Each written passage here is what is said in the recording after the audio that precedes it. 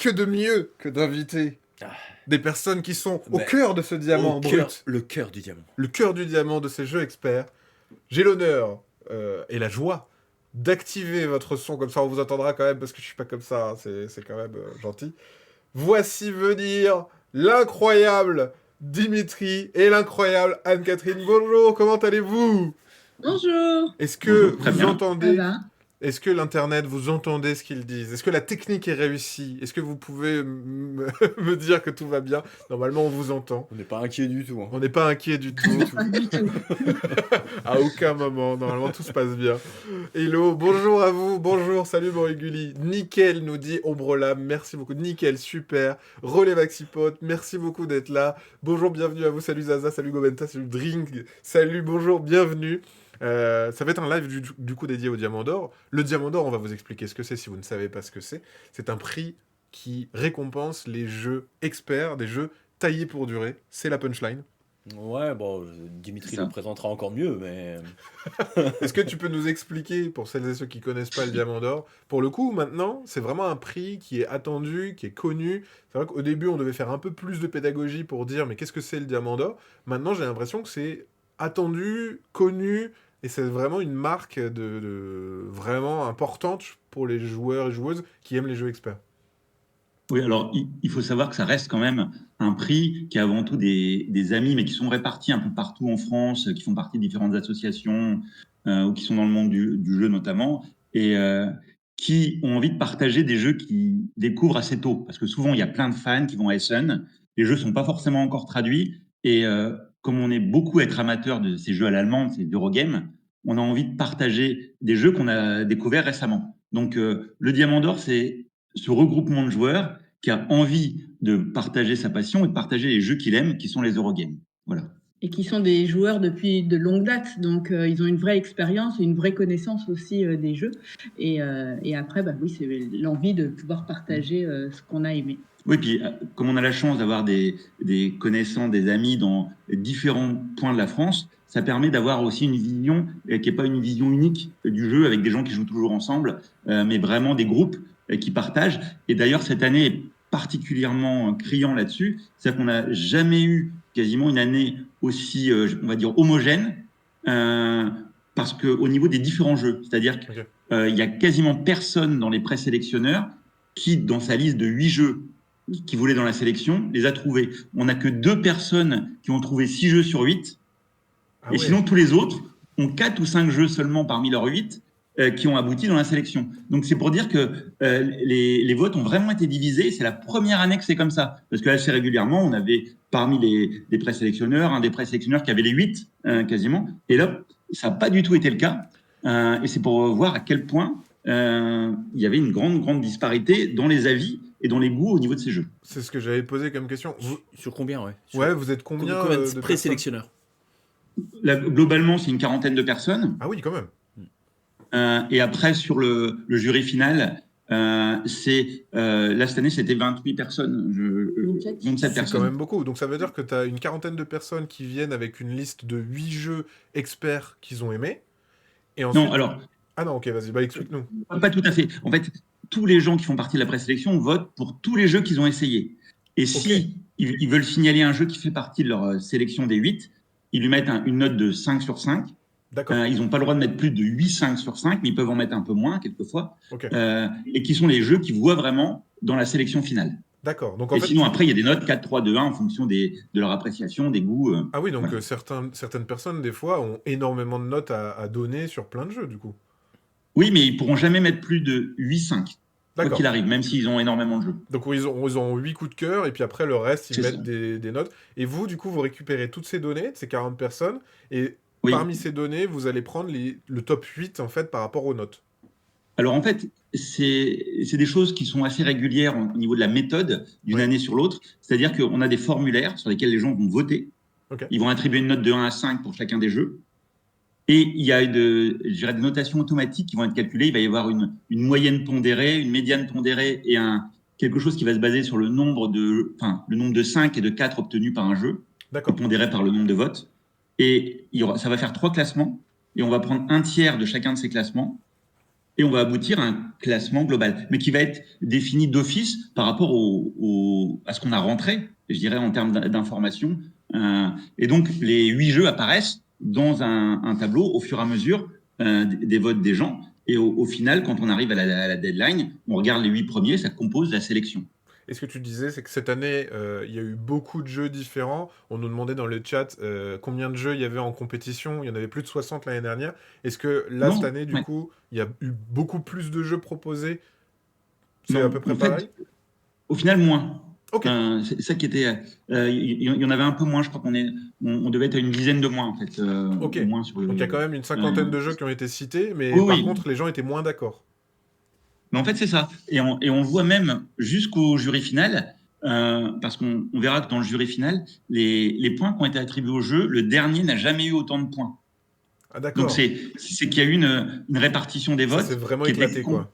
vraiment éclatée par rapport à d'habitude. Et c'est la première fois qu'on a les derniers jeux qui réussissent à avoir autant de points. Ou souvent on a un jeu qui est complètement lâché, qui a une vingtaine de points. Là, je crois que le dernier jeu, il a au moins 40 points en fait. Ouais. Ah oui, d'accord. Donc, avec un nombre de votants qui est à peu près équivalent d'une année sur l'autre.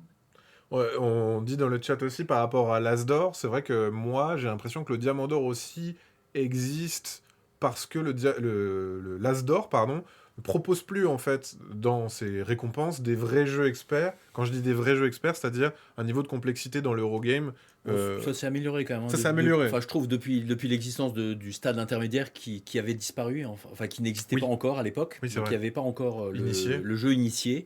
Et donc c'est vrai que le jump entre le pur As d'or qui était familial et le suivant qui était Un peu plus complexe, quoi. un peu plus complexe, ça quittait un petit peu les sphères de ce qui nous intéresse.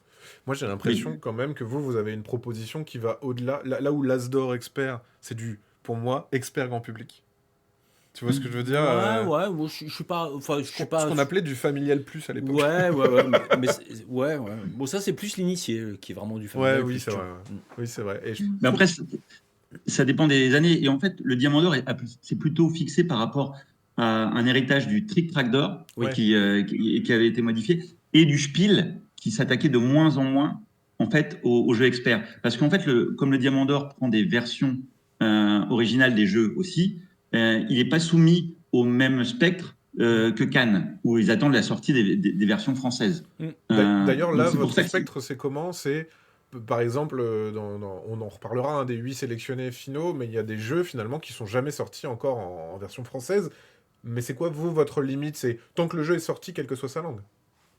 c'est ça en fait, parce que une des vocations du Diamant, c'était d'attirer l'attention sur des jeux qui n'étaient pas encore localisés et qu'il puisse y avoir des éditeurs qui se disent ah ben c'est peut-être pas bête de le regarder. Alors tous ne sont pas localisés, mais on voit qu'au fur et à mesure, il y a une bonne quantité des jeux des Diamants qui ont été localisés au fur et à mesure du temps. Alors il y aura toujours des jeux qui ne le seront pas, mais on voit que si ça a pu aider même ne serait-ce qu'un ou deux jeux, bah, c'est un peu la vocation aussi du prix. On nous demande aussi, on dit, est-ce qu'il y a eu moins de jeux experts en 2024? Tu disais qu'il y en avait un peu moins de jeux sélectionnés Oui. cette année. Est-ce que c'est parce qu'il y a eu moins de sorties, de manière globale, ou est-ce que c'est parce qu'il y a eu moins de jeux qui vous ont tapé dans l'œil au niveau expert? Ah non, mais quand je dis la base de notre sélection, c'est pas une question de goût du tout. Ouais. C'est une question Avoir joué. de critères qui correspondent à l'éligibilité au jeu. Donc c'est des jeux à l'allemand, des jeux de gestion, et c'est tous les jeux qui rentrent là-dedans, ils font partie de la sélection initiale. Après, D'accord. l'avis, c'est les notes des gens qui vont déterminer leur avis. On reste ouvert sur les jeux qui sont mis dedans, Ouais. à partir du moment où ils correspondent à la philosophie. Parce que les gens qui suivent le Diamant d'or, ils s'attendent à avoir des jeux de gestion, et pas des Ameritrash C'est ça. ou d'autres types. Donc, la lignée de ces jeux-là, où il y a en général assez peu d'effets king-making, je te tape dessus, c'est le troisième joueur qui gagne. Là, c'est assez peu présent dans les jeux du Diamant, par exemple. Oui, les jeux du diamant, d'or, c'est vraiment des Eurogames. Comprenez par là des jeux où on a une maîtrise en fait des actions qu'on fait et on a très peu de part à l'aléatoire finalement, comme ce qu'on peut retrouver dans de l'Ameritrash. C'est ça. Et avec par contre un curseur d'interaction, mais qui est beaucoup sur des interactions indirectes. C'est ça. Donc il y en a qui peuvent avoir assez peu d'interactions et d'autres une forte interaction, mais très peu d'attaques directes en disant je te choisis toi ou je choisis le joueur d'à côté. de façon arbitraire. Ça, il n'y a pas trop dans le... Ce que tu disais les jeux avant, de c'est gestion le à la main. kingmaking, c'est tu peux, C'est ça. avec ce processus-là, décider de quelqu'un qui va être avantagé ou désavantagé, et du coup, ça crée un déséquilibre. Limite, c'est social. C'est genre, c'est toi qui perdras, Ouais. c'est toi qui C'est gagneras. ça. Ouais. Mais c'est surtout, c'est Le concept. qu'une personne qui n'est pas dans le coup peut décider qui va gagner. Et c'est ça qui est, en termes de sensation, souvent Ouais, qu'on n'aime pas trop c'est dans les jeux désagréable.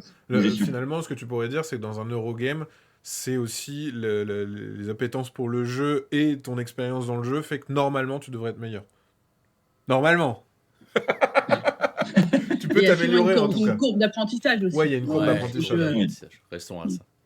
Ah, puis- Super. Du coup, ah oui, vas-y, excuse-moi. Non, puis dans les cibles, faut voir qu'on a des jeux d'accès complètement différents. C'est-à-dire que un jeu comme Invention va être dans le haut, je dirais, en termes d'accessibilité, de règles et d'éléments comme ça, avec quelque chose où il y a des enchaînements qui est très tactique. Et il y a des jeux qui vont être plus accessibles, plus courts, et des fois avec aussi un peu moins de stratégie sur des points. Donc, on a quand même un curseur qui est un peu différent selon les jeux de la sélection. Et c'est toujours intéressant de le préciser parce qu'il y a des jeux qui vont correspondre à certains publics et d'autres à un autre public. Au niveau des... Donc, vous avez fait votre petite tambouille, et de ça sont sortis 8 jeux. Ces 8 jeux, ensuite, une fois qu'ils sont sélectionnés, vous faites une deuxième phase où là, vous allez noter exclusivement ces 8 jeux-là. Donc là, vous disiez que vous étiez un peu moins d'une trentaine, pour distribuer des points à ces 8 jeux, et ensuite établir un classement, un top 8 des 8 jeux sélectionnés, c'est ça? C'est ça. C'est ça, les modalités, c'est que chaque joueur a 20 points à répartir sur au moins 4 jeux parmi les 8. Et on donc, peut pas... et au avec moins 10 4 points jeux. maximum, avec 10 points maximum sur un jeu. Donc, Ah oui, donc si voilà. tu respectes les règles vraiment à la lettre, tu peux mettre 10 points à un jeu et tes 10 points restants aux 4 autres. Aux 3 autres. Aux 3 trois autres, du autres. coup, pardon, oui. Oui, pardon. Mais voire aux 7 autres, Sept si autres. tu veux. Oui, c'est possible aussi, oui, oui. Si tu veux C'est vraiment possible. dispatcher pour Voilà. mettre en avant Ouais. ton poulain, allez, je mets 10 là, et puis je Mais il y balance en a. le reste. Ah, c'est ça, Je balance le reste. Oui, C'est c'est possible. stratégique, hein. Oui, tu peux. C'est ça, tu mais en peux. fait, c'est surtout la perception et le Oui. goût de chacun, parce que là, l'aspect stratégique, il est quand même limité dans les votes. En fait. Oui, oui, Même non, si mais on mais- aime bien pousser. Chaque point est important et on va le voir que ça se joue à un point pour des places. Le dimanche matin, il y a une vraie réflexion, il y a un vrai temps où tous les membres du jury préparent leur feuille de vote, préparent également les plus et les côtés qui ont moins plu dans le jeu. Et donc, c'est assez studieux. Et j'ai souvent tendance à dire, attention, n'oubliez pas qu'un point est un point. Un point Et, reste un point. Et là-dessus, en fait, on voit aussi que il faut préciser que tous les joueurs ont joué à l'intégralité, bien sûr, des 8 jeux. C'est-à-dire qu'on ne peut pas comparer, il y a pas, pour nous, on ne peut pas comparer des jeux si on n'a pas joué à tous les jeux. Et bien souvent, il y a pas mal de membres du jury qui font au moins 3 parties de chaque ou 4 parties de chaque avec des configurations différentes. Donc c'est assez chronophage parce que comme c'est des jeux qui sont relativement longs, et ben pour avoir fait 3 parties de chaque ou ça demande un certain investissement temps. Bah, c'est sûr que c'est pas des jeux qui durent 20 minutes en moyenne. Non, C'est ça. On ne peut pas dire, non. C'est Non. normal, si tu as besoin d'un Non, peu de on peut contrôle, pas dire ça. gestion, optimisation, développement, il y a ce truc-là de... On s'assoit déjà la règle aussi. Non, on parlait de jeux plus ou moins simples, etc. Mais je pense que les plus simples, ils dépassent la 1h30 de jeu, je pense. C'est ça. Sans trop de problèmes. Ça va on va dire d'1h30 à 4 heures en fait. Voilà, c'est ça. Grosso modo. 1h30 à 4 heures, ça me paraît être un bon. Voilà, ça me paraît en fonction de la vitesse de jeu des joueurs et des Oui, types voilà. de Oui, jeux. de l'habitude aussi de jouer. Voilà, on est très loin du plum plum game, comme on dit. C'est ça, ouais, c'est ça. Donc, globalement, vous avez fait du coup un classement. Donc là, moi, c'est le moment où moi, j'ai moins joué. Et c'est pour ça que Pierre est là. Moi, j'ai fait ma part du boulot, d'échanger, etc. Je vais animer, je vais être un peu moins bavard. Et on va prendre dans l'ordre du classement. On va commencer par Dans l'ordre inverse. dans l'ordre inverse du classement, pardon, pour faire un peu de suspense si vous n'avez pas déjà lu l'article, parce qu'on a fait un très bel article. Et vous avez un site aussi qui annonce tout ça, et en Facebook. D'ailleurs, on est d'accord que la délibération se fait sur votre page Facebook, si je dis pas de bêtises. En fait, on le fait en live et on ouvre Sur les la- votes en direct et tout le monde découvre le classement en même temps que nous. C'est Donc, ça. vous avez une page Facebook Diamant d'Or officiel. Donc, si jamais vous pouvez aller sur cette page-là, chaque année, du coup, vous allez faire la communication sur les sélectionnés, mais également le direct, où vous-même, vous faites le dépouillement en direct Ouais. avec les Oui. résultats. Donc, vous découvrez les résultats en même temps que les gens. Très sympa ça. Et ça, c'est disponible sur votre page Facebook. En plus Oui, aussi, bah, c'est la vidéo qui doit être là visible. C'est ça, avec assesseur et tout ce qui va bien, enfin un truc. Voilà, là je vous spoil un peu, truc sérieux, voilà, quoi. vous avez pas vu. Ah, Et là, vous avez aussi un site internet avec justement Qui aussi reprend tous les autres aussi. tous les autres, voilà, les de 9 Diamant autres d'Or. années. Sachant qu'on a aussi, parce que nous on est trop des zinzins, on a réussi à faire aussi ça, une petite page avec tous les prix répertoriés sur notre site internet. Est-ce et qu'on on a même commencerait fait le pas super. Ouais, vas-y. Merci pour tous les liens, je n'aime plus dans le chat, donc si vous voulez aller jeter un œil, c'est dans le chat. Mais là, ce qui nous intéresse, c'est les Diamants d'Or 2025. Tout à fait. Et on va poursuivre sans plus attendre par le 8e, qui est Salton Sea, et qui est un bon exemple parce que il n'est jamais sorti en France. Donc vous avez joué dans sa langue originelle, je ne sais pas, qui était un jeu en anglais, j'imagine. Est-ce que ça Oui. pose des C'était problèmes bien. d'ailleurs, ça, pour les Eurogamers généralement, il y a des gens qui Alors, font des traductions ou pas, vous êtes habitués. Alors, dans un contexte comme ça, pas vraiment, parce qu'il y a des gens qui sont habitués à lire les règles en anglais. Et souvent, on a une tradition orale de diffusion du jeu après. Donc, souvent, il n'y a pas trop de texte sur le matériel. On n'est pas dans des jeux narratifs. Donc, si on a une bonne explication en français, on peut tout à fait jouer, même en maîtrisant pas l'anglais. Donc, ça rend le jeu beaucoup plus accessible de par l'environnement qui l'explique, en fait, notamment. Ok. Donc là, Salton Sea, qui arrivera en français courant mars en préco sur notre site, donc peut-être que ça arrivera un petit peu après, dans la gamme Yellow Expert, sachant que moi, par rapport à ce qu'a proposé Yellow dans sa gamme Expert, que ça soit du Château Blanc ou du Dilemme du Roi, etc., Ça reste accessible. ça reste assez accessible, Ouais. mais je trouve. Oui, la gamme expert de Yellow je vais pas Oui. dire basse, ce serait péjoratif, mais accessible, on va dire. Oui, ça, Ouais, c'est l'effet que ça ça me reste, fait. c'est partie des jeux un peu d'entrée du diamant, ça. souvent, en fait. C'est on va dire les plus petits jeux des sélections sur les cibles. Très bien. Donc Salton Sea, est-ce que... De la vous même pouvez- manière. Moi, j'y ai pas joué, hein, parce que. Parce j'ai qu'il est pas eu- dernier, alors... Non, c'est vraiment le fait que c'est pas paru en français, donc Toi- j'ai pas eu la chance de pouvoir en profiter. Pour toi, c'est un critère si le jeu est pas disponible en français? Donc, j'ai moins de chance de l'avoir sous la main, en fait. T'as moins de chance de l'avoir, C'est et puis juste ça ça. donne moi aussi envie d'y aller, Ah peut-être, non, ou même pas? non, non, Ok. non, aucunement. Ok. Est-ce que vous pouvez nous Non, dire un petit mot, du coup, le- sur Salton Sea? là, typiquement, sur Salton Sea, c'est vrai que l'accessibilité n'était pas hyper facile, parce que c'est un jeu qui était encore peu diffusé pour l'instant. Nous, on ne l'avait pas, par exemple, donc on a dû l'emprunter pour y jouer. Et donc, on a tourné. Et il y a des jeux qui sont plus ou moins accessibles quand on fait les phases de test, en fait. Anne-Cat va vous parler peut-être un peu pour commencer des retours, en fait, des membres du jury, parce qu'on répertorie toujours un peu les plus, les moins, on va dire, globalement, qui reviennent le plus souvent Ok. sur chacun des jeux. Donc, à partir de toutes ces fiches-là, pour chacun, j'ai essayé de sortir les points saillants, on va dire. Donc, Salton Sea, ce qui est important de dire, c'est qu'il y a quand même 40 points. Hein. Donc, comme le disait Dim, c'est un jeu qui a quand même ramené des points. Il n'est pas complètement à la traîne. C'est le dernier qui a eu le plus de points historiquement, en fait. Ouais, parce que généralement, le dernier, il a combien de points? On est plutôt vers 25 points Oui. ou moins de 30 points, en fait. Ouais, donc ça avec fait ce quand même score-là, il aurait pu avoir un meilleur classement sur une autre année. Ça Ouais. veut dire que, ouais, vraiment, cette année, il y avait un délire de « Oh là là, mais en fait, il y a plein de trucs cool. » Donc c'est plutôt une bonne nouvelle, en fait. Ouais. Et puis, on va retrouver un jeu qui est très clivant, Salton Sea. Il y a vraiment des gens qui ont eu un vrai coup de cœur et d'autres un peu moins, en fait, et qui ne sont pas retrouvés dans le plaisir de jeu. Donc, Anne-Cat va vous... Donc, ce qui est ressorti en premier, vraiment, c'était son système d'action, parce que c'est un système action-argent. Donc, on va pouvoir utiliser les cartes soit pour leurs actions, soit au contraire les défausser pour l'argent. Et donc, ça va amener énormément de dilemmes. Et ça, c'est cette création de vrais dilemmes. Et ce point-là de la mécanique a vraiment été remonté par l'ensemble par tous ceux qui ont apprécié le jeu. Le côté aussi courbe d'apprentissage et rejouabilité, c'est un jeu très exigeant qui vraiment va demander une forte courbe d'apprentissage. Il y avait vraiment un côté vraiment défi de gestion de sa propre partie. Donc, de ce côté-là, vraiment, les joueurs appréciaient ces défis que pouvait lancer ce jeu. Un très agréablement frustrant, là c'est un petit peu de verbatim. Et ce qui a été aussi soutenu, c'était le côté petite boîte et petit prix.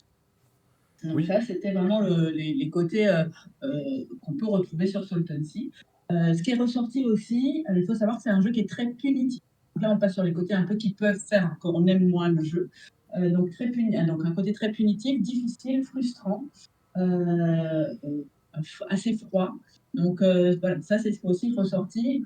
Si on est attaché à quelque chose de très immersif et pas punitif, c'est un jeu qui peut être difficile. Mais le côté punitif, souvent, ça peut être un avantage pour les uns et un désavantage, enfin un reproche pour les autres, parce que en fonction des sensations qu'aiment les gens dans une partie, ça va être complètement différent. Après, c'est vrai que sur Salten Sea, moi j'ai fait partie de ceux qui accrochaient un petit peu moins personnellement, mais sans avoir de reproche à faire au jeu techniquement. C'est-à-dire que je peux pas dire le jeu il est mal fait sur des éléments.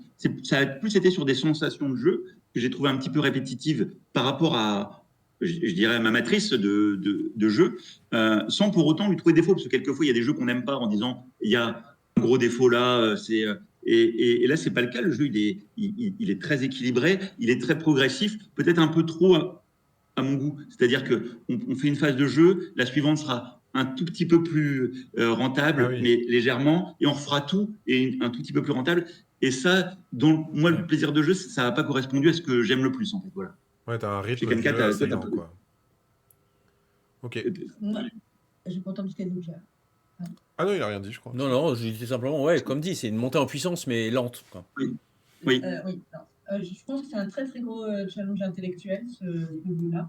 Donc oui, moi, ça me donne envie d'y rejouer, mais voilà, pour moi, il est très exigeant et effectivement, il y a une grosse coupe d'apprentissage.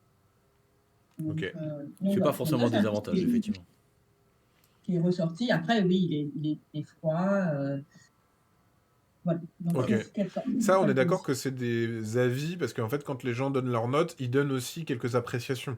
C'est ça. Oui. Okay. C'est ça, on leur fait remplir une fiche à chaque membre du jury pour avoir un peu leurs points positifs et négatifs. On demande qu'il y ait les deux, en fait, sur chacun des jeux. Pour chaque jeu.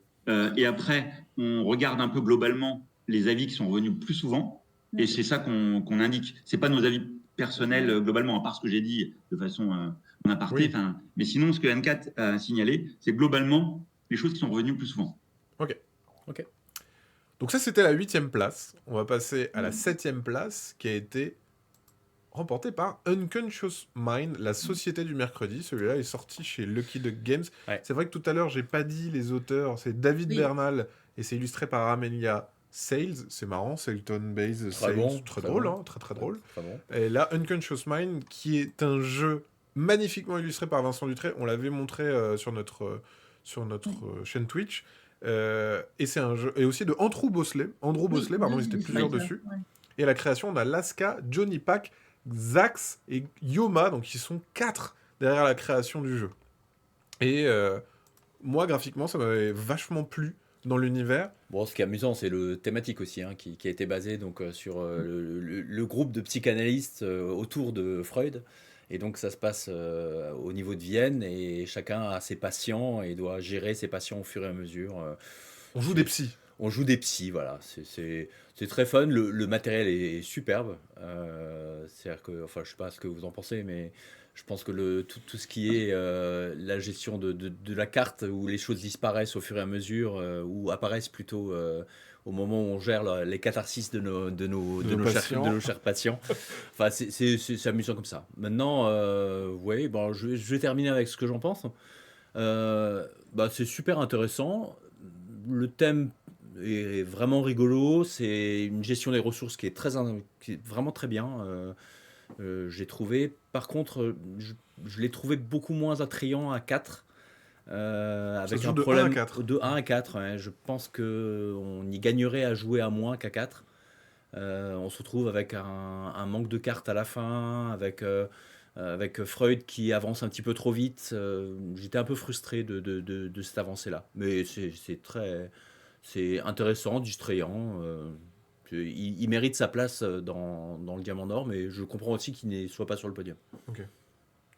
Moi, je vais reprendre la suite de Pierre, parce que je suis tout à fait d'accord sur la config 4. Pour moi, c'est pas du tout la meilleure, avec un démarrage qui est un peu particulier à 4. Donc, je le conseillerais plutôt à moins. Et ce que je signalerais aussi, c'est qu'en dehors de la qualité des dessins et de ce qui est vu, c'est qu'ils ont réussi à fusionner 2 types d'illustrations en une, notamment sur la couve. C'est-à-dire qu'il y a une partie de la couve qui est dessinée par un des illustrateurs et l'autre par un autre. Donc, tout ce qui est un peu réel, qui est le bas, est fait par un illustrateur, et tout ce qui est le domaine du rêve par un autre. Et je trouve qu'il ils ont réussi à faire une sorte de synergie sur des images comme ça et qui sont assez chouettes. Ouais, ouais, ouais. C'est drôle de se dire que quelqu'un va toujours illustrer la réalité, tandis que l'autre, ce sera dans Ouais, la- mais c'est Oui. très chouette et c'est très fluff Ouais. dans l'idée. Hein. Non, c'est C'est pour de ça, ça colle l'interprétation vraiment brève, bien. c'est très bien. Ah ouais.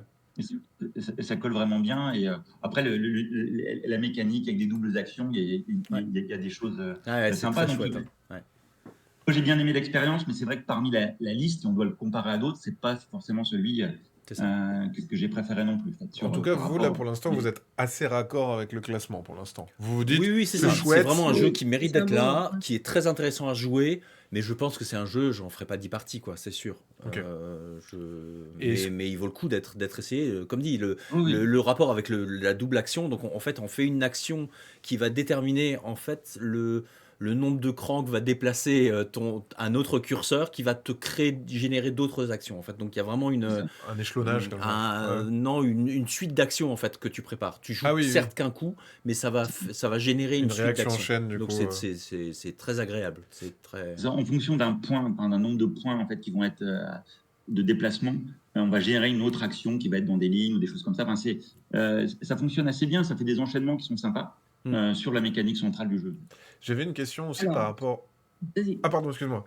Non, non, elle était sur les rapports Sur- des Ah différentes, oui, oui, oui. des différents Oui, juste notes. avant, par rapport à vous, le fait que ça soit jouable en solo, de plus en plus on voit ça. Est-ce que vous, des fois, vous testez le jeu en solo? Non, ça fait pas partie en fait des critères Non, non, mais à la base, Ouais, le Diamant d'Or, d'Or. c'est en société, en fait. D'accord. C'est tout à fait intéressant qu'il y ait des modes solo, mais je pense qu'il faut quasiment qu'il y ait des prix spécifiques pour les modes solo qui sont toujours Ouais. particuliers. Parce que des fois, c'est plus l'ADN du jeu. Il y a des jeux qui gardent l'ADN, d'autres qui sont complètement modifiés, qui peuvent être intéressants. Donc, je pense que c'est important de faire un focus spécifique sur le solo. Et des fois, qu'on doit quasiment isoler parce qu'on peut avoir un très bon solo dans un jeu moyen et un vice-versa, ouais. mauvais solo dans un jeu qui est très bon en. Ouais, je me Vous, posais la c'est ça question que pour je se trouve dire, plus. est-ce que des gens qui avaient pas forcément le temps ou quoi, de se dire, bon, vas-y, je vais le faire en solo, je vais me faire une expérience en solo. Non. Toutes les personnes qui ont voté, en gros, ils ont eu des expériences vraiment à plusieurs joueurs, joueuses, quoi. Alors, forcément, tous l'ont fait à plusieurs joueurs. Il y en a qui ont pu le faire en solo s'ils aiment le solo, mais c'est pas la Mais priorité ils l'ont du pas test. pris en compte dans leur... Ouais, ok.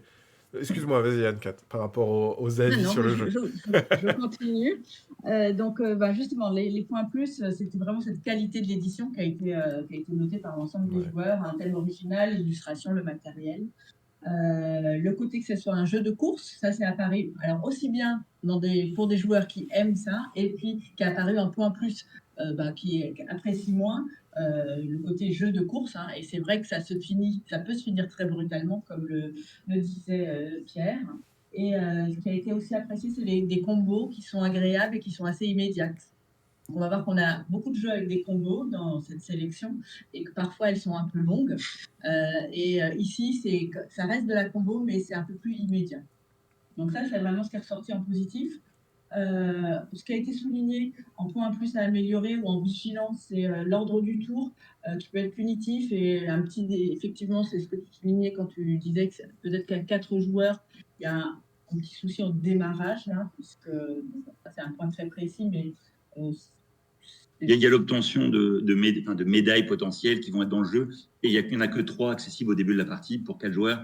Et ça crée des sensations, même si c'est pas ça qui va décider qui va gagner à la fin de la partie forcément, mais ça crée des sensations bizarres pour démarrer la partie. Donc ça a été remarqué par plusieurs joueurs sur la config de 4 joueurs.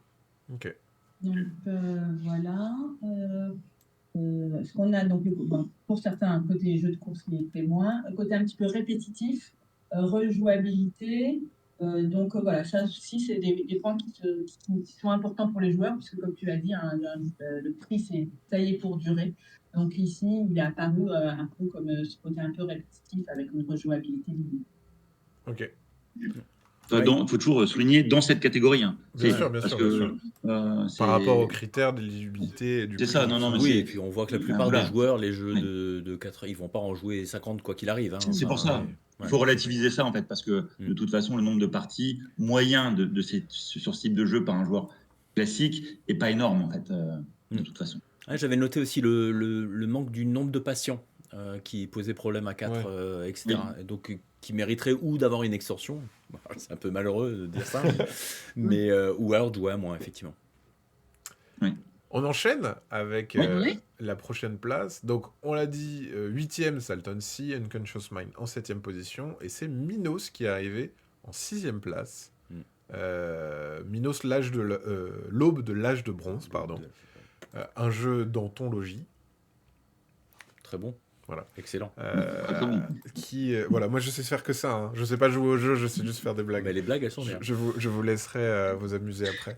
Est-ce que vous avez eu l'occasion d'y jouer ou pas? Est-ce que vous pouvez nous en dire plus? Alors, eux forcément. Eux, Et forcément. moi, de nouveau, on est sur 1 sur 2. Alors, celui-là, pourtant, il a bien été traduit par un. Il existe, ouais. Il est sorti en Et français en plus chez Pixie. Donc, chez Pixie Game. Un jeu de Stan j'ai- Kordonski, je l'ai Ouais. mal dit probablement, illustré par Christina German et Azem Amen. Et donc, c'est un jeu pendant l'âge de bronze. Voilà. Et moi, je n'ai aucune excuse, mais pourtant, je n'y ai pas encore joué. Mais ça va venir.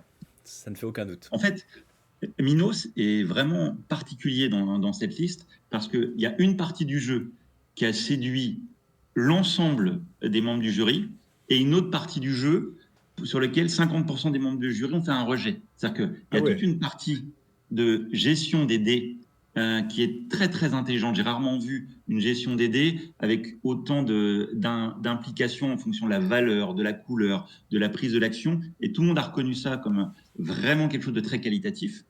Par contre, quand on récupère les dés, on déclenche des petits effets qu'on dit des trigger effects, les effets déclenchés, quand on récupère une valeur ou une couleur ou un dé qui est sur une action, et qui peuvent déclencher de multiples petites actions.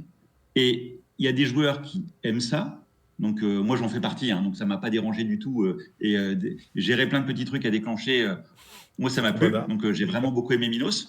Par contre, il y en a qui ont fait un rejet total en disant « Oh, les tours, ils prennent 3 plombes parce que on déclenche plein de trucs. » Donc voilà, là c'est vraiment une question de goût et d'acceptation parce que si à la fois on est un joueur qui est plutôt un peu lent et qui n'est pas habitué à déclencher plein de petits effets comme ça, c'est sûr que le tour peut être très long.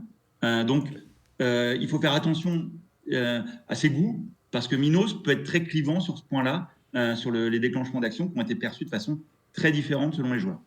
Et donc là encore, orienté vers un peu moins de joueurs, ou ce serait une solution? Oh non, après, moi j'ai trouvé qu'il était très plaisant à 4 parce qu'on se pique des places dans les choses, donc il y a des points très positifs pour le 4. Par contre, oui, ça va rajouter quand même en longueur, donc config conseiller plutôt 3 joueurs. Mais après, si c'est des joueurs rapides et qui aiment ça, 4 joueurs, ça joue tout à fait. Mais c'est juste, il suffit de voir s'il y a quelques joueurs qui sont bloqués par ces déclenchements multiples. Alors là, il vaut mieux éviter 4 parce que sinon, ça va être un carnage en fait. Ça va. C'est souvent le cas, les jeux experts, plus t'es nombreux, plus ça peut aussi prendre sur la partie. Ouais, Pas tout le temps, hein, mais comme dit, tu vois, il y a vraiment il y a des points d'accès qui donnent vraiment un gros avantage à être vraiment 4 pour se confronter sur différentes choses. Et il y en a d'autres où ça n'apporte pas grand chose, où c'est juste du temps que ça va rajouter. Donc faut voir. Là, visiblement, Minos, ça a l'air d'être. Là, il y a un niveau d'interaction qui est quand même présent. Donc ça rajoute du temps de jeu, mais ça rajoute de l'interaction. Alors qu'il y a des jeux où ça rajoute pas d'interaction et ça rajoute que du temps de jeu. Que du temps de patience, le temps que ça revienne à toi. Quoi. Voilà, mais là, de toute façon, c'est sûr qu'il faut être bien rodé pour faire tous ces petits effets déclenchés et que la partie soit pas trop longue. Voilà, c'est très de combo à rallonge, de plus en plus long à fur et à mesure. On voit juste sur l'image qui est présentée, on voit bien que l'interaction elle est présente. Même sans connaître les jeux, on voit qu'on va être les uns sur les autres. Mais pas que là, par la mécanique de dés aussi. Moi, j'aimerais bien que tu redonnes un petit peu l'explication de cette mécanique de dés, un peu plus, parce qu'elle est vraiment très pertinente et c'est le point qui a été le plus relevé par l'ensemble des joueurs. Alors, c'est une mécanique de dés où en fait, on va avoir 5 zones dans lesquelles on va jouer et dans chaque zone, il y aura 3 ou 4 places en fonction du nombre de joueurs, enfin à 3 ou 4, à 2. Et à notre tour de jeu, on va choisir un dé dans un pool de dés qui a été lancé au début du tour. Et les dés ont 3 couleurs différentes, c'est des dés classiques de 1 à 6. Et il y a une couleur de joker qui est le gris. Un joueur à son tour prend un des dés et il va le positionner sur une des zones de jeu. Si c'est le premier dé, il le pose sur la case qui est la plus à gauche, qui sera souvent l'action la plus intéressante. Si c'est les dés suivants, en fonction de la valeur, vont pouvoir faire bouger ce dé. Si on prend un dé de valeur inférieure, on va pouvoir se placer avant ce dé, donc on va pousser la personne qui était sur l'action la plus intéressante vers une autre action. Si on prend un dé de valeur supérieure, on va se mettre derrière elle, mais on va bénéficier de quelque chose à la fin du tour, c'est-à-dire que dès qu'on réussit à faire une valeur au moins 9 de 9 dans une couleur, on va gagner un petit bonus qui va nous faire avancer sur un endroit du jeu qui va nous donner Ça des donne une bonus pour la partie. initiative, en Donc il y a fait. vraiment Mm. un élément qui est important, c'est on gère la valeur, la couleur, et en plus de ça, on va récupérer des cartes qui ont des effets déclenchés, qui vont déclencher un effet si tu as 1 ou 2 par exemple, ou 3 ou 4, D'accord. ou 5 ou 6. D'accord. Et si tu prends des déclenchements sur 3 ou 4, bah, tu as de bonnes chances de garder les dés assez longtemps, parce que les gens vont plutôt aller chercher les petits dés ou les gros dés en fonction Ouais. de leur endroit, et tu sais que tu pourras déclencher beaucoup plus d'actions. Donc il y a une vraie tactique, et il y a vraiment quelque chose qui est très chouette au niveau de la gestion des dés, et de se piquer les emplacements. C'est vraiment très bien fait. Et dernier point, les valeurs. Donc, tu choisis tes dés dans ce pool, et le dé qui a la plus petite valeur, ça sera l'action que tu feras en dernier. Et les dés avec les plus fortes valeurs sont les actions que tu fais en premier. Donc, il faut aussi, en fonction de la valeur, savoir où tu te positionnes, parce que si tu vas piocher des cartes, ou si tu décides de poser des cartes, alors que tu n'as pas encore fait ton action de piocher, bah, tu n'as rien à poser. Donc, il faut aussi être bien concentré et bien choisir l'ordre des dés. Et l'intérêt de réussir à prendre des dés de même valeur, ça permet de choisir à la résolution lequel je vais chercher en premier. Donc, il y a tout cet intérêt-là. Et la mécanique de gestion des dés et de déclenchement des actions est vraiment très bien faite. Ok. J'ai hâte. Est-ce que tu avais des petites dernières infos encore, Anne-Gat, avant qu'on passe au suivant, pour qu'on avance, parce faut qu'on aille au 5e.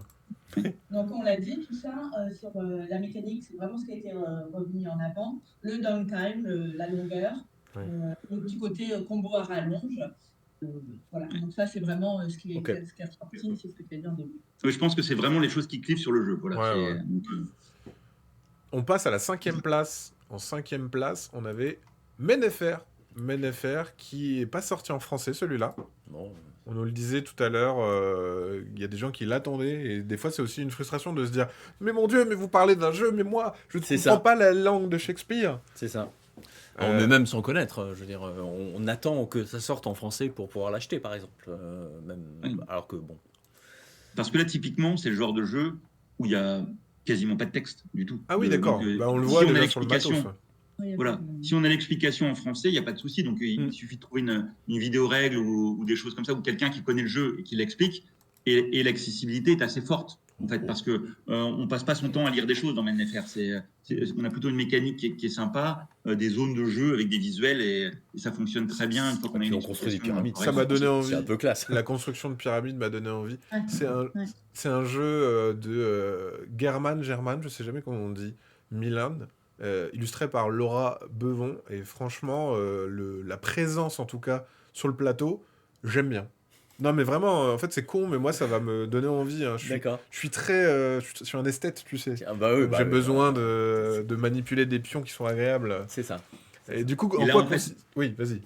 On a un clin d'œil en fait à un jeu qui existait, qui s'appelait Yinzi, qui avait un principe de je déclenche une action, et c'est à partir du moment où j'ai déclenché cette première action, je vais pouvoir en faire une deuxième avec le même pion qui a déclenché la première action. D'accord. On va retrouver un peu cette philosophie-là dans Mennefer, où là on l'a à 3 niveaux. C'est-à-dire qu'on a des petites tuiles devant soi au début de la partie, qui sont associées à des meeples. Okay. Je vais, pour commencer la partie, jouer un de ces meeples sur une zone de jeu. Et à partir du moment où j'ai joué ce meeple, ça va me donner accès à deux autres actions. C'est soit récupérer une tuile pour le tour suivant, soit aller déclencher une action sur le plateau central à l'endroit où j'ai placé mon meeple initialement. Okay. Et donc, c'est en fait des actions un peu à tiroir, on va dire, où dans une manche, on fera toujours que 9 actions, mais on aura 9 pauses de meeple qui vont déclencher l'effet des tuiles qu'on a devant nous. Il va y avoir 3 fois ça, il va y avoir 3 fois des actions à l'endroit où on a posé le meeple qui va évoluer, qui va déclencher des actions, et on va récupérer 3 tuiles pour le tour suivant, et au moment où on va récupérer cette tuile, on pourra bénéficier éventuellement de quelques bonus. Donc ce système à tiroir fonctionne assez bien et plutôt original, parce qu'on ne l'a pas trouvé souvent. Je pensais à Yinzi, parce que c'est un des seuls qui m'est venu à l'esprit vraiment avec ce système-là. Et moi j'ai trouvé le jeu vraiment intéressant et très plaisant à jouer. Et les pyramides alors ? À quel moment on les construit ? Alors, il y a une zone réservée à ça. Dès que tu vois apparaître un petit cube sur un visuel, c'est-à-dire que tu construis un morceau de pyramide. Et tu choisis si tu construis la pyramide principale ou les petites pyramides, qui sont autour, les petites pyramides qui ont des conditions pour être construites spécifiques. Ouais. qui effraie Et l'ennemi. tu gagnes les petits bonus associés. Très bien, vous m'avez donné envie. Donc, Attends. alors, puis ça tombe bien, Maxime, parce que le jeu a été plutôt reconnu comme fluide et facile d'accès. Donc, tu vois, tu peux y aller. Je vous l'ai dit que c'était Alors, pour moi. on, Non, mais... on met toujours les bémols. Hein. C'est facile d'accès pour un jeu expert. Ouais, j'allais dire. Alors, on va commencer. C'est facile d'accès. Maintenant, on va passer au point positif. Bon, alors, dans le classement, si je ne m'abuse, les 3 derniers, entre guillemets, étaient à une quarantaine de points. Là, on passe à un cap de 60 déjà. Hein, c'est ça. Hein. Donc là, déjà, on est sur un truc qui a été bien apprécié. Deuxième niveau, quoi. Ouais, c'est ça. Un deuxième niveau d'acceptation. On me disait aussi dans le chat, un de mes chouchous de cette année, je pense que ça fait partie aussi de certains coups de cœur. Là où les autres, il n'y a jamais eu d'explosion. Voilà, là, on commence à avoir des jeux. Les autres, tout le monde aime bien. voilà. On commence à avoir des gens qui ont des coups de cœur. Plus coups de cœur, j'imagine. Mais en fait, on retrouvait ça un peu déjà sur le dernier Salton Sea, Ouais. où il y a eu vraiment des gens qui ont eu des coups de cœur et des gens qui ont eu un rejet. Enfin, c'était vraiment... Donc, je pense que ce côté clivant, il est plaisant, parce que quand on sait que c'est notre cam, il faut y aller. Enfin, je veux dire, alors que si ça l'est pas, bah voilà. Mais c'est vraiment un jeu qui a été coup de cœur aussi, un peu dans les deux sens, en fait. Ok. Ce qui a été aussi évalué, c'est son côté interaction sur la piste des ouvriers, de l'anticipation.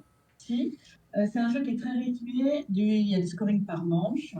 Et ce qui a été aussi apprécié, c'est son côté de rejouabilité grâce à un setup qui est varié, qui est différent sur les parties.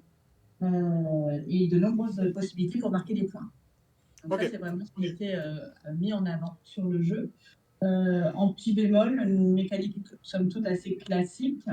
Il n'y a pas eu vraiment d'innovation dans le système de jeu.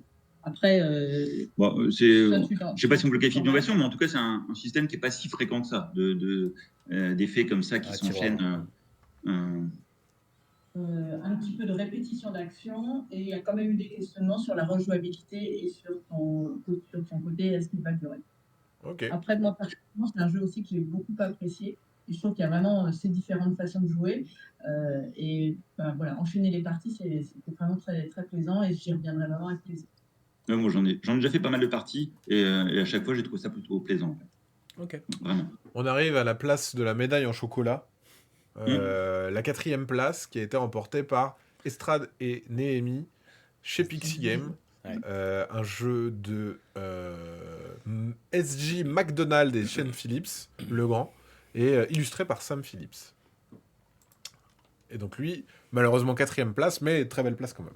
Ouais. Et une autre petite boîte, tiens, d'ailleurs. Ouais, mais alors pour le coup, c'est pas très grand, c'est assez dense. Par contre, pour arriver à tout rentrer dedans, bon courage. Hein. Ça déborde très rapidement, hein, si vous aimez. Oui, c'est du très dense.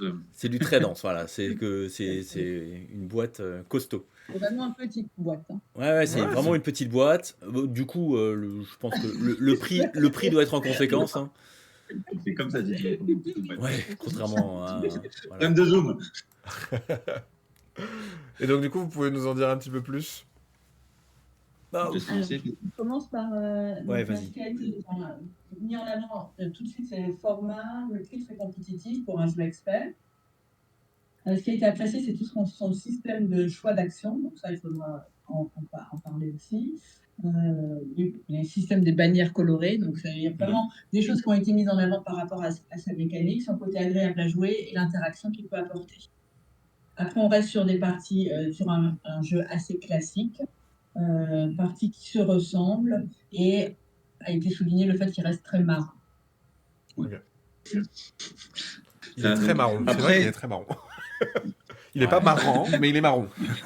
non, mais le système reste super sympa. Je trouve l'histoire des bannières, effectivement, on joue à un certain nombre de cartes, on a un certain nombre de cartes, tout le monde a le même deck de cartes, et on prend les cartes, et au fur et à mesure qu'elles arrivent, on en joue 6 par manche, je crois, sur 3 manches. Oui, c'est ça. Et les bannières que l'on met devant soi s'accumulent.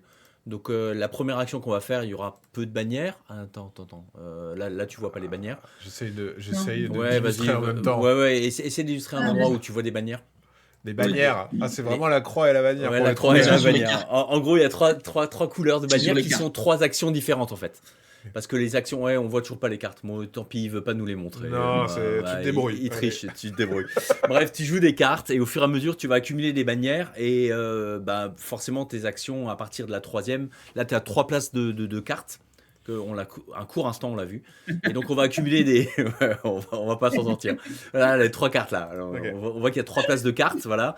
Et donc, tu vas mettre une sur la première, puis sur la deuxième, puis sur la troisième. Et les bannières de l'ensemble des cartes va se cumuler, plus celles que tu vas mettre de côté. Donc, au fur et à mesure, tes actions seront de plus en plus fortes. Et de manche après manche, elles seront aussi de plus en plus fortes. Et donc, c'est chaque fois le choix entre l'action grise, l'action rouge ou l'action bleue. Où Ok. tu vas regarder le nombre de bannières et selon l'action que tu vas faire, elle sera plus ou moins forte. Voilà, tu as une carte avec 3 bannières rouges, ce qui est donc le maximum, mais qui va s'accumuler avec les autres cartes du même type. Et on voit les bannières à Et gauche. voilà, là. et chaque carte correspond en gros à chaque bannière correspond à 2 actions différentes. Le but c'est de reconstruire le mur de Jérusalem plutôt, je pense. Ok. Euh, les murs et les tours, etc. Mais c'est vraiment malin. Hein. C'est Non, mais Ouais. là-dessus, je suis assez d'accord avec Pierre sur le système des cartes.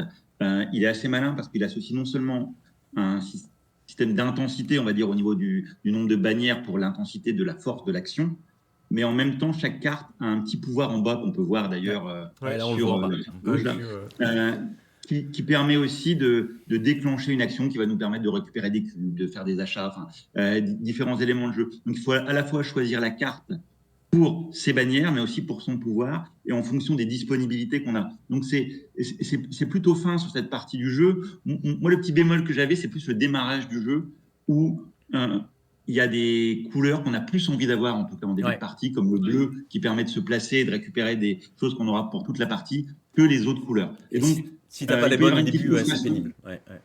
Il peut y avoir une petite frustration si quelqu'un n'a pas du tout de bleu. C'est arrivé, moi, dans plusieurs des parties. J'en ai fait pas mal de parties. Hein. Alors, c'est pas pour autant que ça a changé, pareil, le vainqueur systématiquement, mais ça peut influencer quand même. Et surtout, ça peut frustrer certaines personnes qui disent « Ah bah vous pouvez faire les actions intéressantes du début, et moi, je peux pas le faire. » Donc, ça, c'est le petit bémol que je dirais sur le démarrage que j'ai eu. Par contre, j'ai pris beaucoup de plaisir, sinon, sur les différents types d'actions, sur la gestion de ces bannières, de ces cartes. Surtout que ces cartes, en plus, à la fin de chaque manche, on va en sacrifier certaines. Donc, on ne pourra plus utiliser, mais dont on va bénéficier au niveau d'une bannière dans le jeu. Donc, c'est assez intelligent avec plein de choses qui se croisent et avec des parties qui, au final, ont pu être quelquefois assez variées au niveau stratégique, même si les actions sont proches. En fait. Voilà. Parfait. Il entraîne pas mal de dilemmes. Ouais, là tu vois toutes et tu les vois, bannières, si tu sacrifies la carte, donc à la fin de la manche, tu vas sacrifier une de tes cartes, et donc c'est la bannière en haut à gauche que tu vas garder constamment pour tout le temps, mais par contre tu ne pourras plus faire l'action de la carte. D'accord, ok. Donc tu as toujours des choix. C'est vraiment, ouais, ça c'est très malin, mais je reprends vraiment ce que Didi, mais c'est vrai qu'il y a une forme de frustration, même si ça ne crée pas le gagnant de la partie sur le démarrage. Entre autres, si tu n'as aucun triple bannière dans ta main de départ, c'est un peu pénible. Mais bon, c'est pas... Ça reste. Voilà, mais ça reste un jeu qui était très agréable. Moi, j'ai beaucoup aimé. Ouais, très agréable. Qu'est-ce que tu avais comme retour, Anne-Cat, dessus? C'est ce que je vous ai dit un petit peu au début. Là. Okay. C'était le retour au global. Oui, c'est vrai. Des dilemmes, avec notamment le choix des actions, les bannières.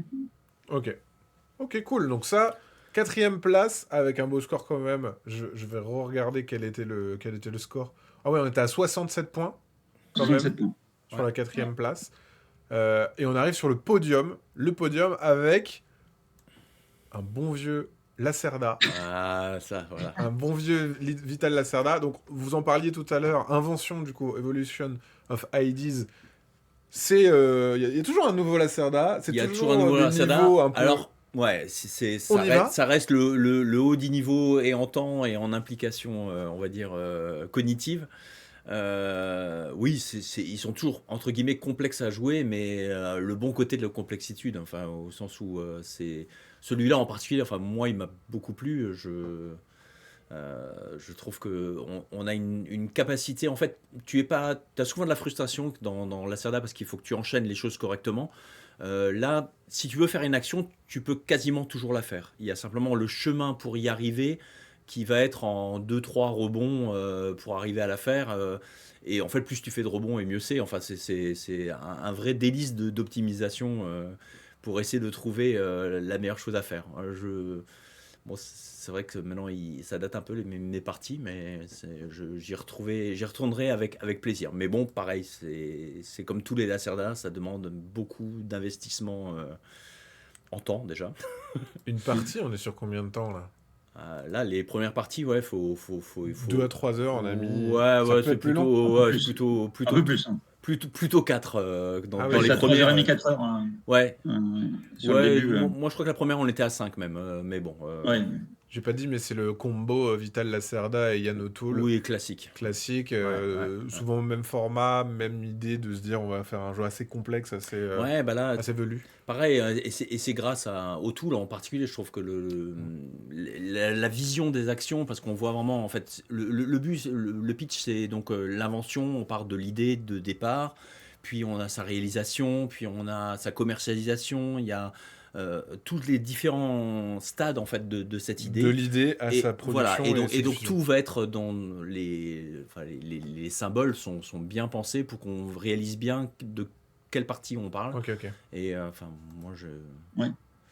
Moi, Ouais, là-dessus, sur O'Toole, je ne suis pas toujours en adéquation. client des plateaux. Autant Ouais, les couves sont magnifiques, ouais, hein, autant les plateaux, quelquefois, notamment avec Weather Machine, sont des fois confusants. Ok. Parce qu'il y a des informations qui ne devraient pas être à certains endroits, qui fait que les gens ne comprennent pas les actions. Notamment, il y avait des roues partout sur ouais, Weather Weather Machine. Machine Et est là, il vraiment le. Ouais. Mm. n'y a pas ces défauts-là, c'est ce que je veux dire. Donc, je retrouve à la fois un jeu de la Cerda avec des enchaînements qui, pour moi, sont encore plus plaisants à faire que dans un Weather Machine, mais aussi une ergonomie, une visibilité du jeu qui est quand même mieux qu'un Weather Machine. Donc, je retrouve du classique Lacerda, mais qui reste sur les gens amateurs de beaux enchaînements quand même, parce que derrière, pour bien jouer, il faut bien préparer ses coups et il faut pas se planter, parce que il y a plein de paramètres, mais c'est du Lacerda pur jus pour moi. Mm. C'est Là-dessus. ça. Moi, j'aime beaucoup, donc ça me correspond. Après, il faut voir qu'il y a toujours des gens qui seront un peu réticents, même si, par rapport à Invention, on avait certaines personnes qui sont habituées à avoir des Lacerda, notamment dans le jury, et qui des fois sont pas très réceptifs, où là, on a retrouvé ces mêmes personnes qui ont vraiment apprécié le jeu, et même une qui est plutôt un peu hostile au Lacerda, qui l'a mis en première position. Ah Donc, oui. Ouais. c'est pour dire que c'est plutôt vraiment un bon opus dans la tradition de Lacerda, Ok. mais qui a même dépassé un peu certaines frontières de joueurs, on va dire, par rapport Ouais. à d'autres. Bah, parce que Bah, comme j'imagine. dit, il est peut-être plus accessible que la plupart des, enfin, Ouais, que Oui. les gros Lacerda, même si pour bien y jouer, entre guillemets, ouais, c'est il ça. faut la même dose que les Lacerda habituels, mais au moins tu peux y jouer, quoi qu'il arrive. Après, De commencer, c'est ça. pour optimiser, effectivement, faut gros efforts, mais Bah, c'est assez Et fort ça de se dire. reste très compliqué. ouais, Si tu veux bien jouer et enchaîner les trucs de façon un petit peu optimum, c'est quand même une sérieuse courbe d'apprentissage. Donc il ouais. faut accepter de la passer et avec des règles qui sont toujours longues. C'est-à-dire qu'on est sur du 1 heure de règles sur ces jeux-là si on veut vraiment tout expliquer. Et c'est dur de pas tout expliquer parce que sinon on peut pas profiter de certains points. En fait. Et Je c'est trouve ça toujours fort. un peu comme ça avec les Lacerda en fait. Je trouve ça fort qu'il ait réussi du coup à faire un jeu qui met d'accord autant les gens qui s'attendent à un Lacerda O'Toole, Mm. mais aussi à faire changer d'avis sur Ah, des gens qui étaient réfractaires en se disant non, c'est encore un Lacerda O'Toole, ça va être trop machin. Et c'est chouette d'avoir réussi je à faire pense ça. que j'ai pas Pas sur pris. certains, Ouais. c'est pas 100% des gens là-dessus. Hein. Non, Ça non, reste bien quand même sûr, mais un jeu. d'avoir un truc. D'avoir un Voilà. truc qui reste cohérent avec sa ligne édito, tout en proposant un Mm. truc qui soit pas non plus trop indigeste comme a pu l'être, par exemple, un Weather Machine. Ouais, bon, Weather Machine reste entre guillemets un des plus indigestes, je le trouve, hein. Ok. Mais bon, mais moi c'est celui que j'ai préféré depuis Ah On oui, Mars, je crois que j'en ai pas autant aimé ok. un de la Mais série. il est beaucoup plus accessible qu'On Mars. Moi, j'ai adoré On Mars, mais On Ouais, Mars, c'était le niveau plus en termes oui, d'accessibilité pour bien jouer. Pour ouais. rentrer dedans, nous, il y a plein de joueurs qui ont dit non. En fait, Qu'on c'est dit non, trop. ouais, ouais. C'est Ouais, trop ouais, ouais. compliqué, c'est trop à modéliser, c'est trop complexe. Mm. Là, c'est vrai que c'est un peu plus accessible. Donc, Un petit retour. Un petit retour de l'ensemble du jury. Donc, ils ont particulièrement apprécié le système de chaînage, un vrai casse-tête challengeant, l'interaction du jeu et les sensations de satisfaction aussi quand on réussit à réaliser un gros chaînage comme ça. Le thème aussi a été apprécié. Oui. En point assez classique chez les Lacerda, hein, la mise en place qui est quand même longue. Ici, on a quand même eu des retours aussi sur l'icono, la notion d'ampoule un petit peu trop présente. trop en tête. Et puis le système de chaînage qui peut entraîner de l'analysis paralysis. Parce qu'effectivement, Ça. on va essayer faire mieux. d'optimiser et ça peut vraiment Ouais. prendre. Ok. Donc ça, c'était pour la 3e place. On avance maintenant avec la 2e place. Et c'est diamant d'argent. C'est Sivolution chez Matago. Sivolution. Donc lui, il est sorti... Il va sortir en Il France. n'est pas encore sorti. Il sortira en avril. Ouais. Il a C'est- été repoussé, je crois, parce qu'en fait, il devait sortir plus tôt à un moment donné. Ouais. Bon. Donc là, on est sur un Stéphane Feld aussi, qu'on connaît très bien, Ouais. illustré par Denis Lawson. Là, on est plus dans de la science-fiction, j'ai l'impression. Voilà, c'est non, tout ce que je peux dire. un jeu de, Ah, pas du un tout, jeu de voilà. civilisation plutôt. Allez, hop, je Civilisation. m'en vais, je dis plus rien. C'est évolution. C'est de l'évolution. Allez, je dis plus rien. Je Civilisation, c'est un jeu de civilisation. Mais laisse parler. bon. Donc, médaille d'argent, bien joué à lui. Voilà, et Très, de très bonne nouveau, place. c'est pas sorti en français, et malheureusement, je n'ai pas pu y jouer d'ici là. Est-ce que du coup, tu as des... Tu Non, trépignes je trépigne. J'attends sa sortie. Alors moi, en fait, j'en parle tout de suite, parce que c'est un des jeux qui m'a le plus fait râler, je pense. En fait, C'est pas forcément négatif. C'est pas forcément je négatif, râle ouais. sur- Et ça te crée une Non, émotion. non, mais je râle assez peu sur les jeux. Et là, les dés m'ont énervé au possible. Mais en sachant qu'avec le recul, c'est pas ça qui m'a empêché de gagner mes parties. C'est-à-dire que il y a sur l'instant un moment de frustration, de dire ah non, j'ai perdu mon coup, il faut que je modifie la valeur tel dé, j'ai vraiment pas de bol au dé. Et en question, mais en ayant un peu de recul sur la partie, c'est mieux de faire des bons dés, c'est sûr. Mais il y a quand même des possibilités, vu la richesse du jeu, de s'y retrouver un peu. Alors, bien sûr, on va dire que des fois, c'est le surajout de côté aléatoire, parce qu'il y a les cartes qui sont aléatoires, qui peuvent vous correspondre ou pas quand elles sortent.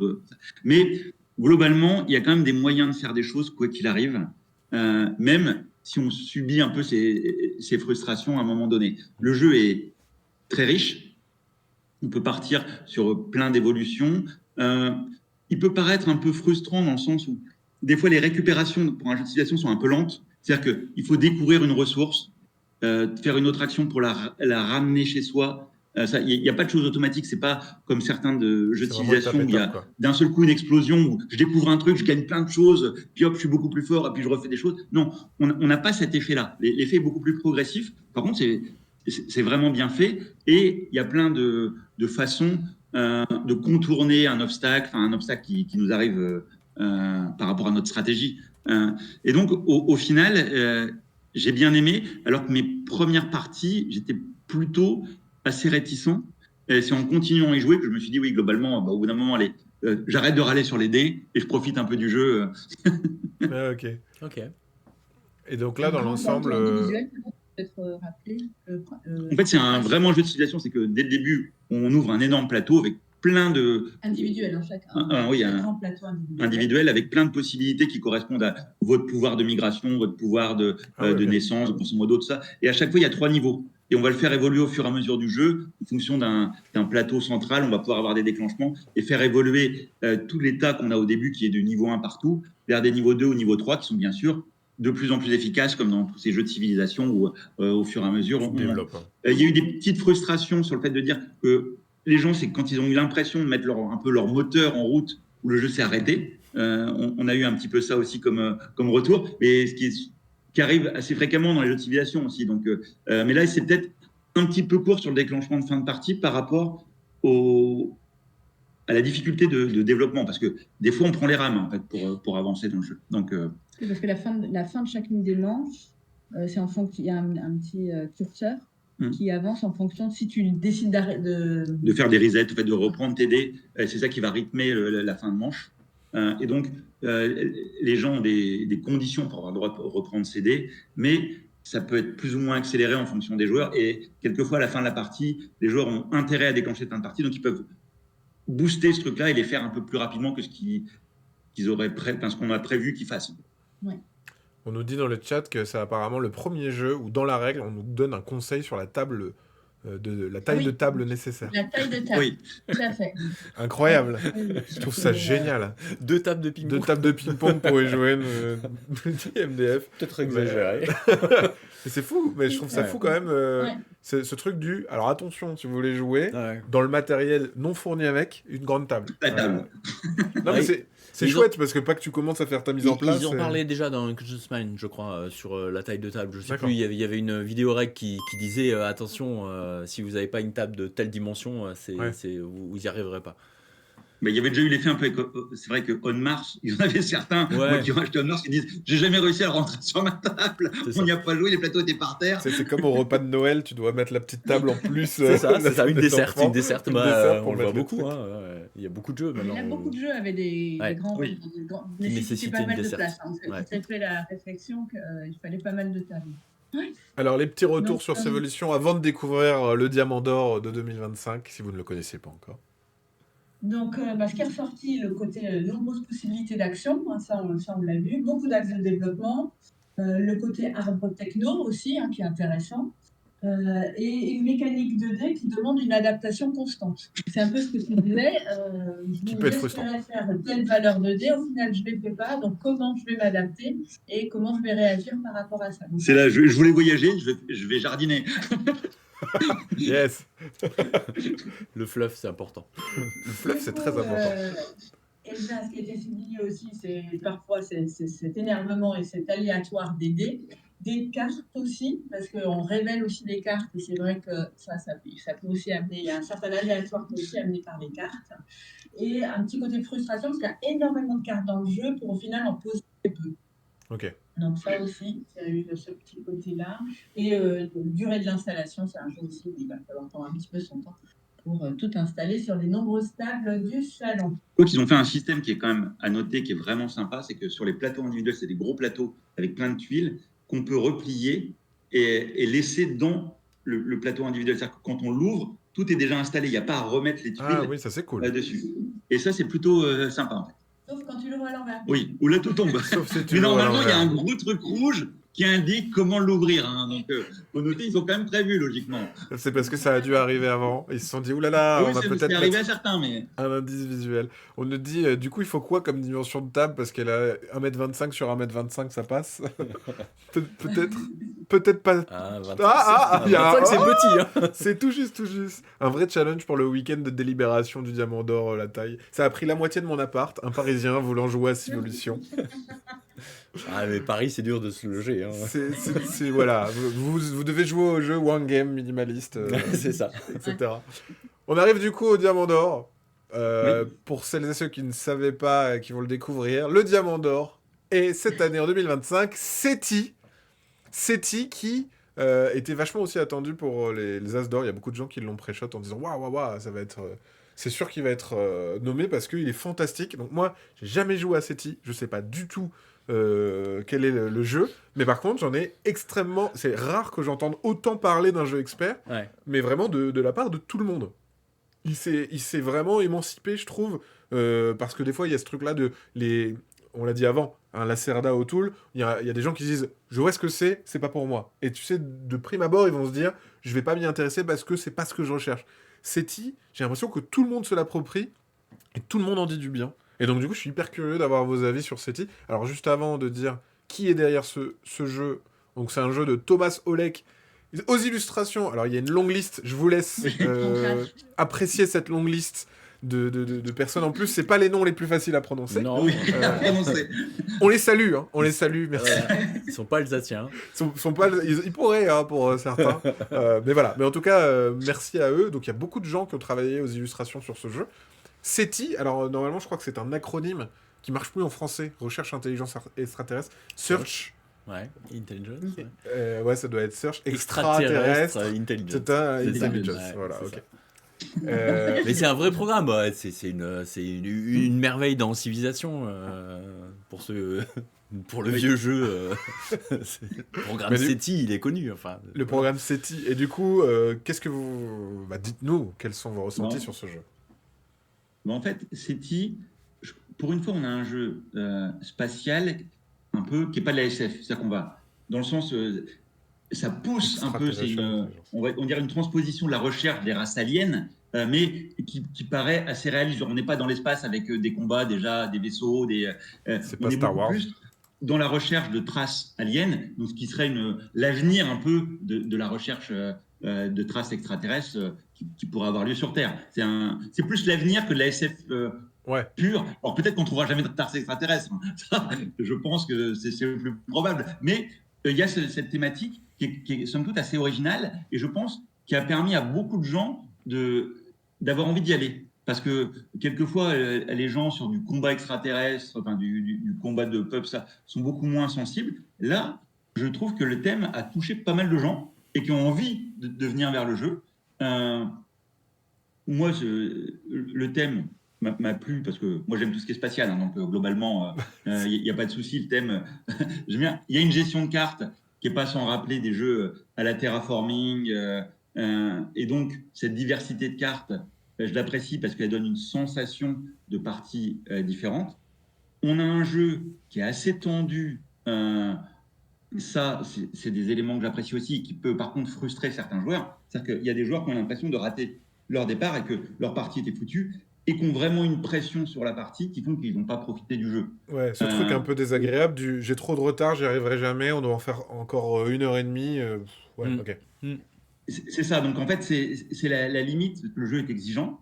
Le jeu est varié, mais il est précis. C'est-à-dire qu'on manque toujours de quelque chose. On a de l'énergie, de l'argent et des cartes. C'est rare qu'on ait assez des trois. Sauf peut-être le dernier tour de la partie, mais sinon, au début, il va vraiment falloir optimiser chaque dépense. Et ça, c'est un challenge que moi j'ai perçu de façon assez positive. Pas à tout le monde. T'as pu Et donc, jouer à Ouais, cette île alors j'y ai joué pas mal de parties même, mais c'est vrai que c'est intéressant. Et puis, la gestion des cartes, on le voyait tout à l'heure. J'aime bien aussi ce niveau de cartes qui servent à plein de choses différentes en fait. On peut les jeter pour avoir certaines ressources, on peut les utiliser en tant que ressources générales qu'on mettra dans notre camp, les défausses pour les mettre en revenus en fait. On peut les jouer pour la carte elle-même, on peut voilà. Tout ça déjà, T'as plein de je trouve choix que possibles. ouais, l'utilisation de la carte Oui. elle est super. Et après le concept général c'est d'aller placer des traces effectivement pour chercher ces aliens, alors soit par les sondes, soit en faisant des recherches sonores sur les différentes choses. Donc on place des sondes, on va les chercher enfin, il y a trois façons d'aller chercher ces traces. Et quand on arrive à un C'est ça. certain nombre de traces pour une certaine alien, et ben on a cette fameuse, c'est là où on passe à la SF. Avant, c'était du réaliste, voilà. et on passe à la SF au sens où on va vraiment découvrir une race. On va vraiment Donc en avoir un fait, alien dans la boîte, je crois qu'il y en a 5 différentes, hein, c'est ça? 5 ou 6, je sais plus. Oui, je sais pas si c'est Et un ou six, dans chaque ouais. partie, on va découvrir 2 races, et on ne sait pas lesquelles. Donc tu les découvres Donc vraiment. donc on va vraiment les découvrir Ah, à un c'est stade rigolo. du jeu, et ce qui va donner un scoring différent, C'est marrant, ça, comme d'autres idée. types de cartes qui vont apparaître, d'autres façons de faire, et quelque part on s'y prépare, mais de l'autre, il y a vraiment cette découverte qui apparaît au milieu du jeu de coucou, voilà la race avec laquelle on va jouer, puis l'autre race, et voilà, et ça va déclencher des choses, et en soi c'est Mais réjouissant, là-dessus, ouais.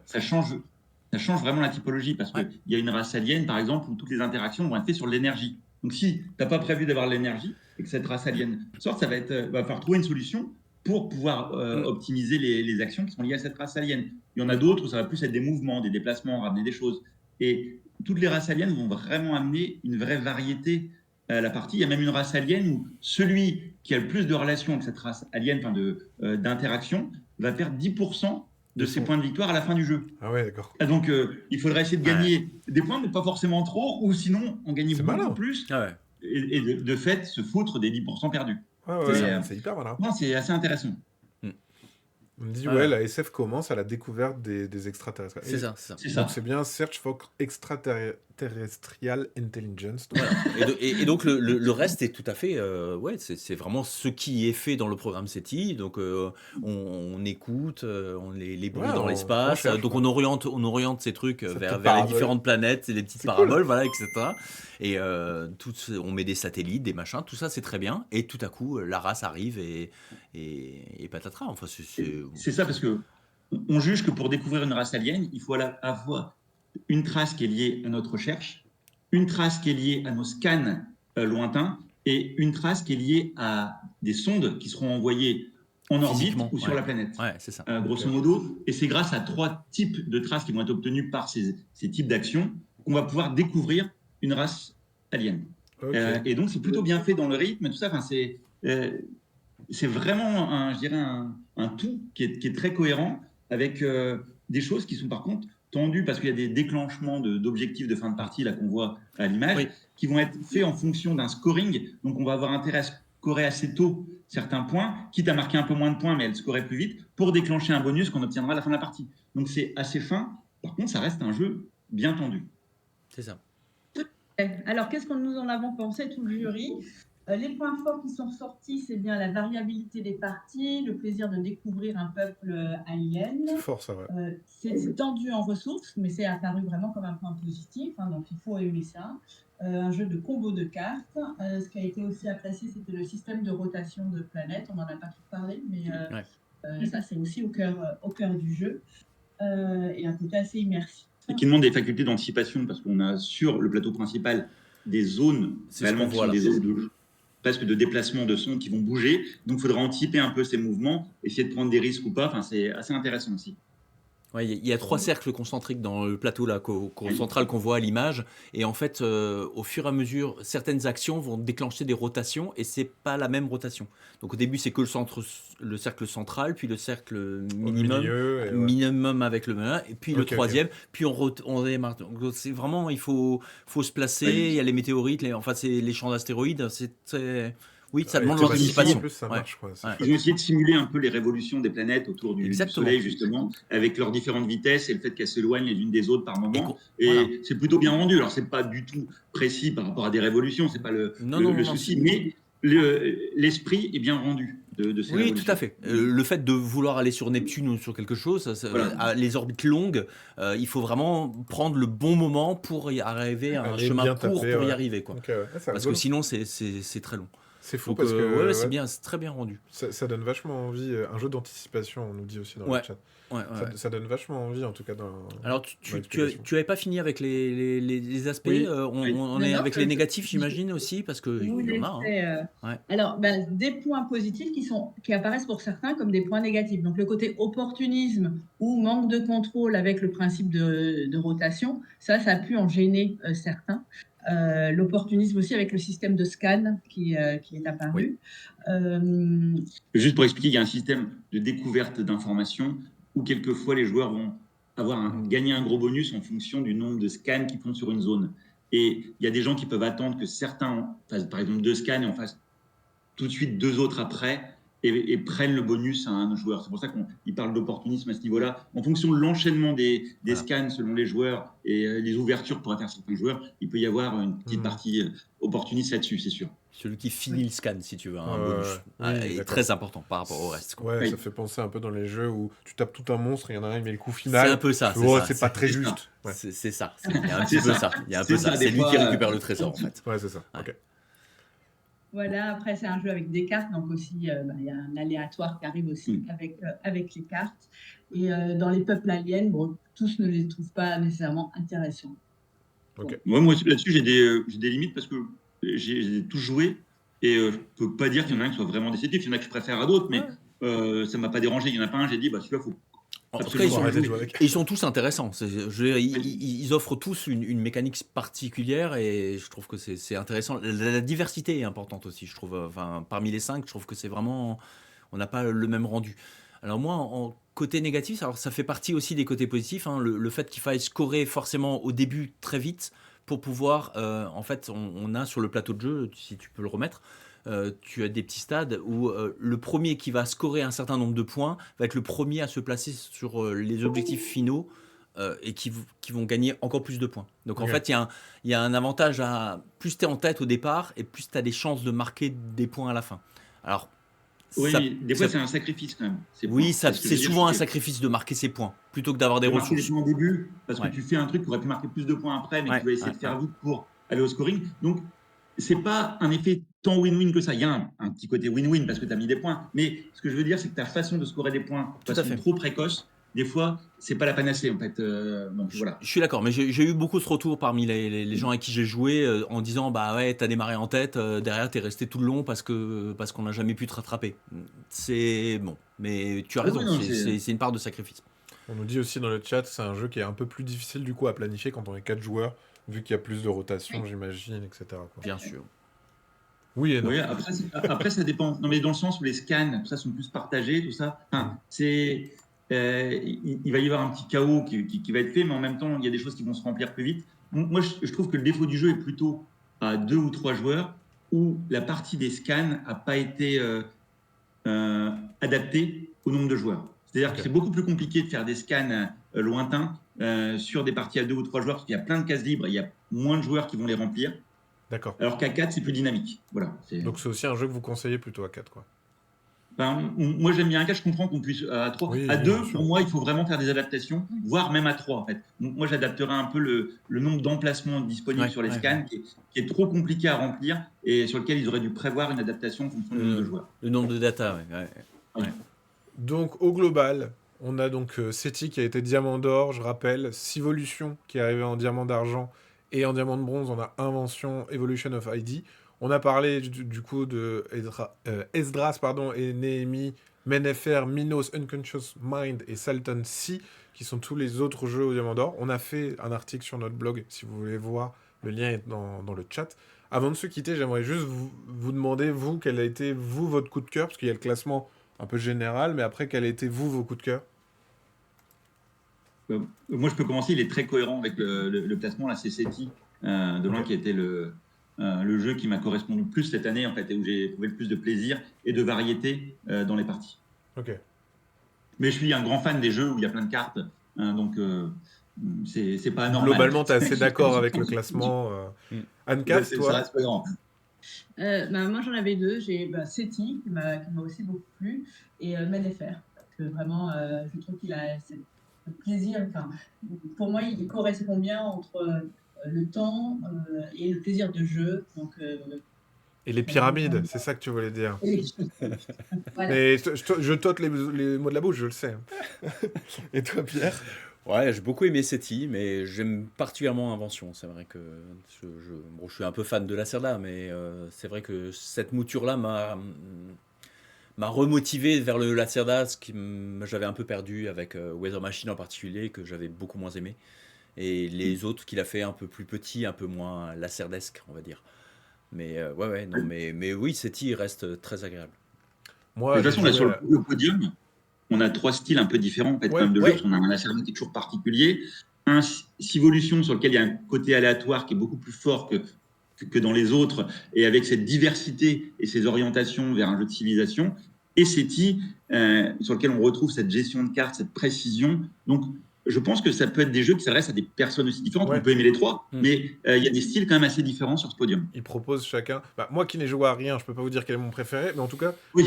les jeux qui m'ont séduit dans les explications, c'est SETI pour le coup, et aussi, alors je sais où Unconscious aller Mind, avec. tu paries. Non. Ah ouais. Et Au niveau, Mennefer. au niveau graphique, Donc je suis assez raccord avec ce que préfère Anne 4 parce que Ouais. je pense que ça va être plus mon style de par la thématique et les mechas qui en découlent et de par ouais, la sensibilité du matos aussi que j'ai. Et j'ai envie de jouer avec ces jeux-là, quoi. Ça me donne envie.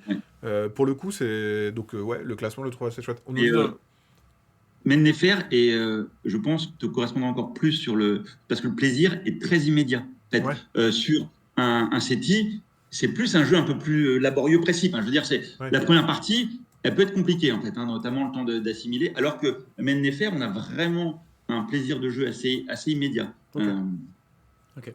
Voilà, on nous disait aussi que. Alors, il y a MDF qui disait qu'il a préféré le top en 2024. Mais parce que aussi c'était sacrément quali l'année dernière, le top 3. Moi, je trouve que cette année aussi, on a des belles propositions. Et aussi, ce que tu disais, c'est que on a aussi des propositions qui sont assez différentes. Et ça, c'est chouette de se dire que tu as autant des jeux qui vont plaire à une typologie de joueurs et de joueuses qu'un autre, quoi. Donc, ça, c'est cool. Merci beaucoup d'avoir fait ce live avec nous. Merci beaucoup Pierre, Merci Dim, Anne-Cat. Merci d'avoir été là pour nous présenter ces jeux experts. Merci le chat d'avoir participé à ce live au niveau des jeux experts. On se retrouvera du coup aussi l'année prochaine, en 2026 pour les Diamants d'Or 2026. Juste au niveau de la sélection, c'est quoi? C'est plutôt en décembre ou c'est en janvier? En fait, L'annonce l'annonce est toujours aux alentours de la sélection des 8 jeux, aux alentours du 15 décembre, à Ok. quelques jours près. Voilà, donc on retrouvera la sélection du Diamant d'Or 2026 à partir de décembre, mi-décembre 2025, et ensuite on aura les résultats. Souvent c'est en janvier, fin janvier. Oui, voilà, c'est courant janvier par rapport au week-end qu'on réussit à placer, mais c'est souvent courant janvier. Voilà. Tout début février au pire, ça reste dans cette zone-là. Ça reste dans cette zone-là. Ça marche. Merci beaucoup d'avoir participé à ce live. Merci à toutes et à tous. Nous, on se retrouve... Enfin, moi, tout C'est un seul... plaisir. Oui, Bah, c'est- merci à tous. Plaisir Un grand partagé. merci. Nous, on se retrouve lundi à 10h. On fera un gros live. Je vous ai fait un peu disparaître. Excusez-moi, je vous fais apparaître. Euh, on se retrouve, moi tout seul sans vous, malheureusement, Ouais. lundi à Ah, on va te 10h. manquer, hein. Ça sera moins bien, Ça sera, forcément. ça sera moins bien. Ça sera vraiment moins bien. Merci d'avoir participé à ce live. Je vous envoie en raid vers Dame Dame. Bonne journée. Gros bisous à vous. Jouez à des jeux experts, c'est super. Mais même, oui. même si ça a l'air compliqué comme ça. Mais non, mais ça m'a donné envie, c'est hein. J'ai envie d'y aller. J'ai envie d'y aller. Donc j'irai peut-être. Et je vous en dirai des nouvelles. On a fait d'ailleurs D'accord. on a fait un truc sur notre site. On a un article sur les jeux du Diamant d'Or qui sont accessibles Accessible pour les gens qui n'ont pas l'habitude. Ouais. pour Donc voilà, n'hésitez pas un à premier suivre. pas, un Pour un premier premier pas pas vers l'expertise. Vers le monde de l'expert. Merci beaucoup. Gros bisous à vous. Un grand merci. Allez, à ciao. À bientôt. Ciao, ciao. Salut.